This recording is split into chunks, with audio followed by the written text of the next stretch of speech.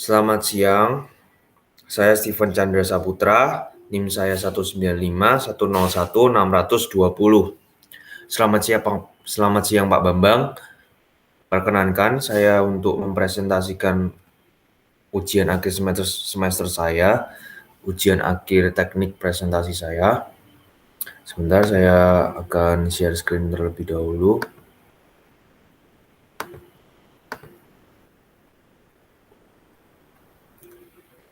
Oke.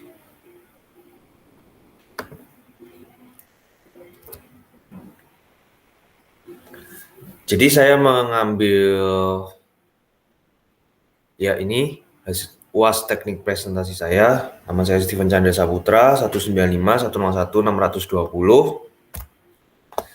Saya mengambil tema scriptwriter dan saya akan menjelaskan apa sih scriptwriter itu, kerjaannya apa sih scriptwriter itu, terus contoh-contohnya, contoh script, contoh yang scriptwriter yang udah terkenal di Indonesia. Saya akan menjelaskan di presentasi saya ini. Apa sih scriptwriter itu? Scriptwriter itu orang yang bertugas untuk menulis naskah yang digunakan untuk sebuah film, program, siaran, dan lain-lain. Kerjanya apa sih scriptwriter? Membuat naskah atau alur cerita untuk disajikan ke para konsumen. Kita masuk ke penulisan skenario. Salah satu penulisan skenario itu adalah salah satu aktivitas pada tahap praproduksi dalam proses pembuatan film. Tahap praproduksi merupakan tahapan awal di mana ide cerita diciptakan. Selain ide, aktivitas pada tahap praproduksi adalah menyiapkan perekaman, serta para pemeran dan kru film mulai bekerja. Menulis naskah skenario merupakan kegiatan menuliskan ide dan isi dari suatu cerita dalam bentuk yang sudah ditentukan dengan tujuan akhir bisa divisualisasikan dalam bentuk pengambilan gambar. Bentuknya bisa berupa skenario televisi atau naskah film. Tujuan dari format pembuatan naskah skenario untuk memudahkan kita membuat film. Agar terbiasa membaca format naskah skenario, bisa mempelajarinya terlebih dahulu melalui naskah skenario yang sudah jadi. Namun, bukan formatnya yang penting, tetapi isi naskahnya. Seperti fungsinya, format hanyalah suatu ketentuan teknis yang digunakan agar membantu dalam setiap proses pembuatan film. Skenario adalah rangkaian cerita yang ditulis secara utuh oleh seorang penulis.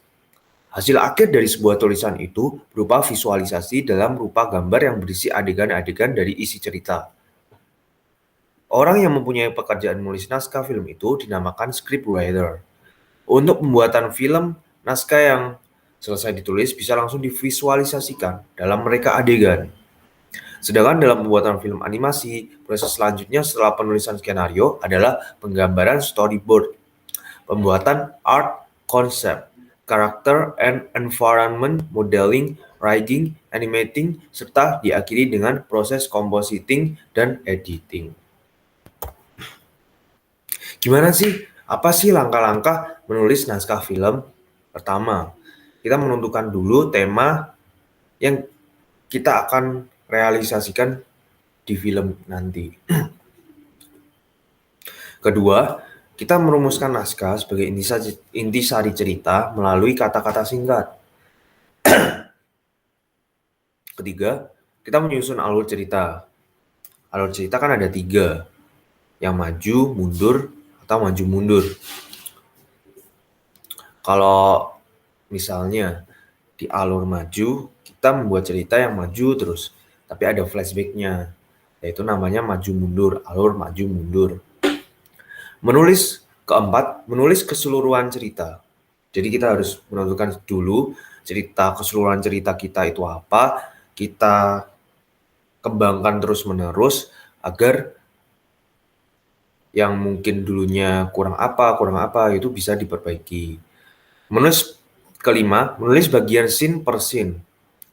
Jadi scene 1, misal Adi pergi ke sekolah. Itu namanya scene. Jadi sesuatu adegan yang dilakukan oleh para pemeran tersebut. Yang keenam, menentukan dialog antar tokoh. Jadi sesudah kita membuat scene per scene, action per action dari para pemeran di dalam sebuah naskah tersebut, kita membuat dialognya. Dialog merupakan kayak kita para pemeran itu bicara lewat sebuah aksi, sebuah action. Yang terakhir kita menyelesaikan naskah sampai draft terakhir. Jadi kalau di draft itu ada draft 1, draft 2, kita koreksi terus-menerus yang pasti bersama tim kita, rekan kita. Kita koreksi terus-menerus agar membuahkan hasil karya yang luar biasa. Berikut adalah contoh naskah film.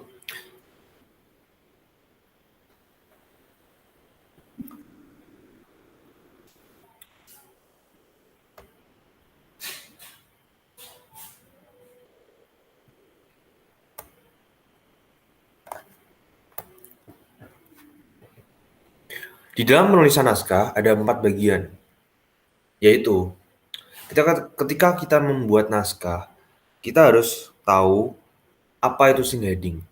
Scene heading itu adalah keterangan untuk pengambilan gambar berada di mana dan kapan. Misalnya, EXT titik itu adalah adegan yang berada di luar ruangan, outdoor. Contohnya berada di lapangan atau berada di jalan raya. Kalau internal, titik, adegan yang berada di dalam ruangan atau indoor. Biasanya adegannya berada di kamar, rumah, di kafe, mall.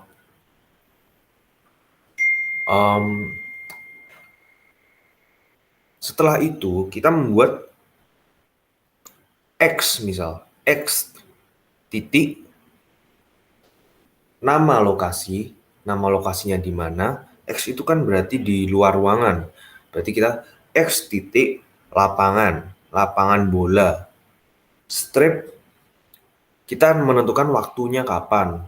Ataukah itu pagi hari, sore hari, malam hari, siang hari. Jadi penulisan scene heading itu ada 3 bagian juga. Yang pertama kita menentukan di outdoor atau indoornya. Strip yang kedua kita menentukan nama lokasinya. Yang terakhir kita menentukan waktunya. Waktu entah itu pagi hari, siang hari, sore hari, malam hari. Setelah scene heading, kita menentukan action. Action itu adalah keterangan sebuah adegan skenario di dalam film. Jadi kita menentukan apa sih yang dilakukan oleh karakter ini, apa sih yang misal Adi menendang bola dan mengegolkannya di gawang lawan. Berarti kita membuat action seperti yang terjadi tersebut. Yang kita ambil dari kamera adalah kejadian yang tersebut. Yang ketiga itu karakter. Karakter itu Adi tadi, tokoh pemeran dalam film tersebut. Yang terakhir adalah dialog. Dialog yang harus dibicarakan oleh pemeran tersebut. Jadi, apa sih yang harus dibicarakan oleh sang tokoh, sang pemeran ini yang menggambarkan emosi dia ketika dibicarakan itu berupa dialog dalam pembuatan naskah. Saya akan menyebutkan contoh-contoh para scriptwriter dari Indonesia dan juga karyanya. Ini dari sudut pandang saya sendiri. Ya mereka sudah berhasil juga dan membuat banyak film yang disukai dan digemari banyak masyarakat di Indonesia. Saya ngambil 2 aja dan menurut saya 2 scriptwriter dan sutradara ini memotivasi saya untuk terus mengembangkan karya lewat skrip. Saya sangat tertarik dengan karya-karyanya Ernest Prakasa dan Raditya Dika, karena menurut saya cocok sih dengan saya. Ya, ini yang pertama Ernest Prakasa.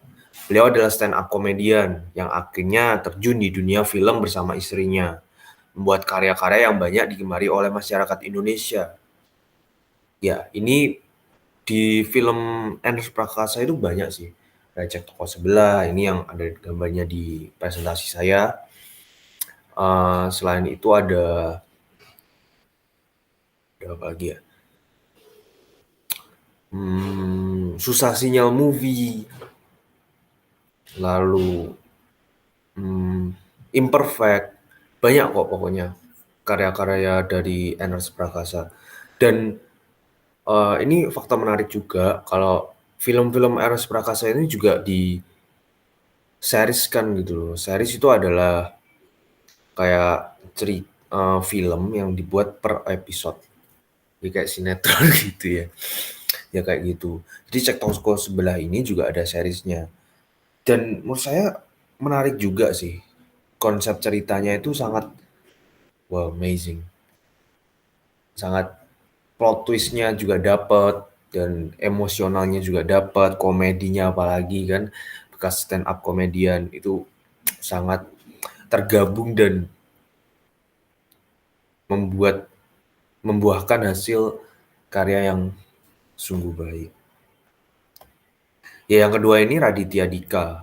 Dia juga komedian dan mempunyai ciri khas yang sangat menonjol di setiap filmnya. Di film Raditya Dika kita bisa terbawa suasana, sedih, dan juga tertawa terbahak-bahak karena komedi dari filmnya. Kalau Raditya Dika ini menurut saya mempunyai khas sendiri ya kalau dalam berakting. Jadi dia kalau di film itu selalu jadi aktornya juga, jadi aktor utamanya juga. Kalau Raditya Dika ini mempunyai karakter yang lugu, tapi keluguannya itu membuat penonton jadi tertawa. Ya saya sangat menyukai dan saya suka film itu dari Raditya Dika ini. Ketika saya dulunya biasa-biasa saja dengan film, saya nonton film pertamanya Raditya Dika, Marmut Merah Jambu kalau nggak salah. Itu saya nonton, kok seru gitu nontonnya, kan ada komedinya, ada eee, emosional romantisnya. Jadi kayak terbawa suasana sedih juga kalau lagi Raditya Dikanya sedih karena misal diputusin pacarnya, itu terbawa sedih juga, tapi ada komedinya, diselipkan komedi-komedi yang khas banget sama Raditya Dika. Dan saya jujur terobsesi untuk menjadi sutradara seperti Raditya Dika. Skrip-skripnya juga menarik. Ya ya begitu sih dari saya. Dan sekian dari saya, Steven Chandra Saputra. Terima kasih. Sekian dari presentasi saya. Saya Steven Chandra Saputra mengucapkan pamit dan thank you. Makasih Pak Bambang. Makasih Pak Bambang.